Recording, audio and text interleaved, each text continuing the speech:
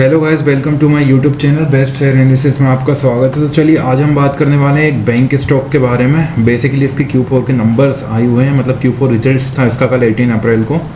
और मेरा लैपटॉप ख़राब हो गया था, इसके चलते मैं कोई वीडियोस बना नहीं पाया, कोई भी वीडियो नहीं बना पाया। कल के सारे Q4 के नंबर्स मैं आज बना रहा हूँ, जितने भी मुझे मिल जाएँ।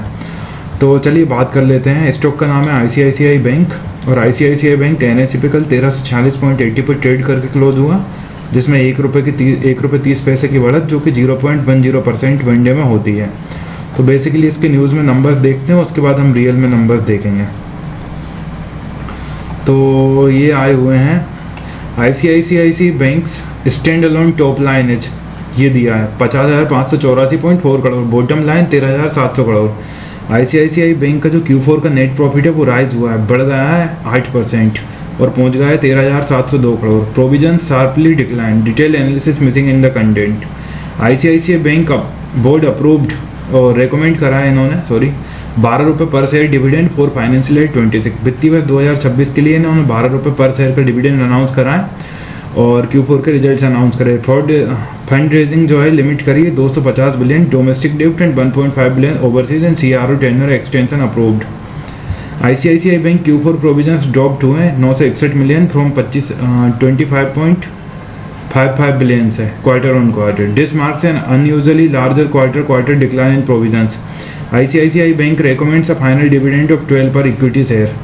तो रेकमेंड भी कर दिया उन्होंने डिविडेंड कितना 12 पर शेयर का। ICICI banks Q4 result shows net NPA down to 0.33%, gross NPA at 1.4%, net NPA amount is 5,459.5 crore, gross NPA stands at 23,051.9 crore quarter on quarter. ICICI bank approves 250 billion bond funding for its funding needs. The bank plans करा bank ने 1.5 billion overseas borrowing to strengthen its balance sheet.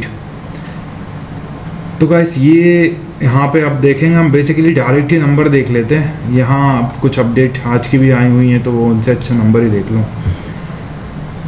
ICICI bank ने 18 अप्रैल 2026 को वित्त वर्ष 18 अप्रैल 2026 को जो वित्त वर्ष 2026 की चौथी तिमाही में मजबूत प्रदर्शन किया है अपना, जिसमें उसका स्टैंड अलोन जो शुद्ध लाभ है वो 13,072 करोड़ रुपए रहा, जो कि पिछले वर्ष की तुलना में 8.5% अधिक है।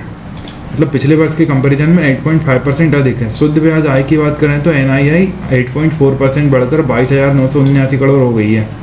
ये भी अपने आप में अच्छी बात है, जबकि NIM 4.32% रहा। बोर्ड ने प्रति शेयर 12 के लाभांश की सिफारिश की और सकल NPA घटकर बोर्ड ने ₹12 पर शेयर के हिसाब से लाभांश दिया और NPA घटकर जो है 1.4% हो गया है, जो कि परिसंपत्ति गुणवत्ता में सुधार हुआ है। शुद्ध लाभ की बात करें तो 13,701.68 करोड़ है, जो वित्त वर्ष 2025 की चौथी तिमाही में 12,630 करोड़ से वर्ष दर वर्ष 8.5% अधिक है। 13,700 करोड़ शुद्ध लाभ है, जो वित्त वर्ष 2025 की जो चौथी तिमाही में 12,630 करोड़ था, तो अब 8.5% बढ़ गया है। शुद्ध ब्याज आय NII की बात करें तो 22,979 करोड़, वार्षिक आधार पर 8.4% की वृद्धि। 22,979 करोड़ वार्षिक आधार पर 8.4% की वृद्धि। परिसंपत्ति गुणवत्ता की बात करें तो सकल NPA पिछली तिमाही के 1.53% से सुधरकर 1.4% हो गया है।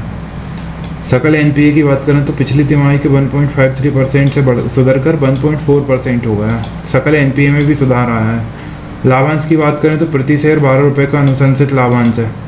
ऋण वृद्धि की बात करें तो कुल ऋणों में साल दर साल 15.8% की वृद्धि हुई है।